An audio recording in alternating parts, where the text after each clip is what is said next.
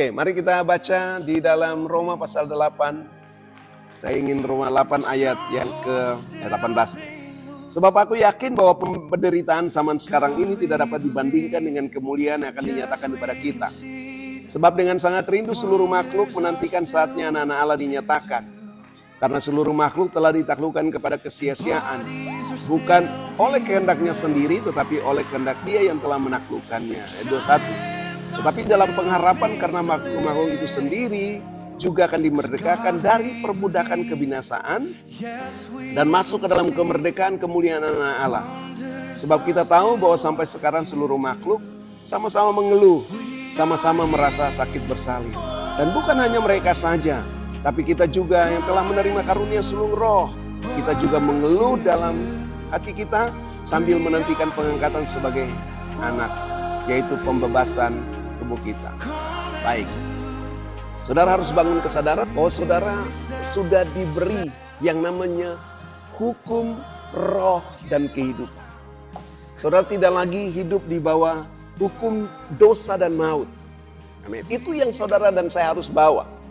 Karena itu saudara harus percaya bahwa kalau kita sudah tidak lagi hidup di bawah hukum dosa dan maut, tetapi yang saudara punya dalam hidup yang mengatur hidup saudara dan saya adalah hukum roh dan kehidupan di dalam Kristus. Itu yang kita bawa. Amin. Dan selanjutnya apa yang kita punya? Kita tidak hidup lagi di dalam daging, tapi kita hidup di dalam roh. Dengan cara bagaimana? Kita tidak lagi memikirkan, men-setting pikiran kita pada hal-hal yang daging, tapi kita mulai setting pikiran kita pada perkara-perkara rohani. Pola pikir kita yang akan menentukan. Kalau kita hidup dalam daging, maka akibatnya adalah maut.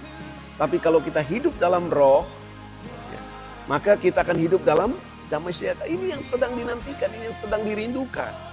Amin. Apa yang dinantikan oleh seluruh makhluk dari kehidupan yang kita sedang bawa. Kita sebagai anak-anak Allah, karena kita bilang tadi, sebab dengan sangat rindu seluruh makhluk menantikan saatnya anak-anak Allah dinyatakan. Pertanyaannya adalah, amin, kenapa mereka sangat rindu menantikan kita, anak-anak Allah ini dinyatakan? Oke, tadi yang pertama, apa yang kita bawa, apa yang kita hidupi, itulah yang mereka rindukan, yang mereka nantikan. Sebab selama ini mereka sudah ditaklukkan kepada kesia-siaan. Apa yang mereka rindukan? Yang pertama, mereka rindu juga hidup bebas dari segala hukum dosa dan maut. Dan mereka ingin mengalami yang namanya hukum roh dan kehidupan di dalam Kristus. Sekalipun saudara lihat orang di sana sepertinya mereka baik-baik, mereka seperti bahagia. Tapi sebenarnya ada banyak hal yang sedang mereka nanti dari saudara. Hidup saudara walaupun sederhana, walaupun tidak limpah dengan materi, tapi saudara limpah dengan firman, limpah dengan kehidupan. Itu lebih penting. Amin. Daripada apapun yang saudara bawa, yang dibawa oleh orang-orang di luar sana. Mereka rindukan apa? Yang kedua, mereka rindu supaya seperti kita tidak lagi hidup dalam daging, tapi hidup dalam roh. Melalui apa? Mindset, cara berpikir kita. Kenapa? Karena firman yang kita terima, doktrin yang kita terima adalah kebenaran yang berasal dari Allah, yang sudah meregulasi mindset kita, cara berpikir kita. Amin. Sehingga yang saudara dengar firman bukan asal-asalan, bukan supaya saudara diberkati. Tapi firman yang saudara terima harus merubah, harus meregulasi mindsetmu, pikiranmu, cara berpikirmu, cara pandang. Itu yang membuat kau berbeda dari seluruh makhluk yang ada di luar sana. Lalu yang ketiga, apa yang dinantikan oleh mereka? Mereka, ayat 9 bilang begini, Roma 8 ayat 9. Tetapi kamu tidak hidup dalam daging melainkan dalam roh, jika memang roh Allah diam di dalam kamu. Tetapi jika orang tidak memiliki roh Kristus, ia bukan milik Kristus. Jadi roh Kristus ini bisa termasuk benih Kristus, DNA-nya Kristus, gitu ya, firman-nya Kristus. Tapi paling tidak itu adalah roh kita yang baru, DNA Kristus. Karena saudara dan saya bukan lagi lahir atau diciptakan dari keturunan Adam yang pertama, tetapi kita adalah keturunan Adam yang terakhir. Setiap siapa yang dalam Kristus, dia adalah ciptaan baru.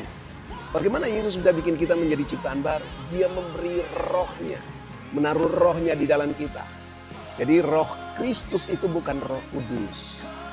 Roh Kristus itu adalah rohmu yang baru, yang berasal dari Kristus, mengakibatkan saudara dan saya bisa menjadi serupa dan segambar dengan Kristus. Oke, yang keempat, saudara harus tahu apa yang kita bawa, yang juga dinantikan oleh seluruh makhluk. Ayat yang ke-11 dulu. Apa yang kita bawa? Ayat 10, mulai ayat 10-11 dia menit. Tetapi jika Kristus ada di dalam kamu, maka tubuhmu yang mati karena dosa, tetapi roh adalah kehidupan oleh karena kebenaran.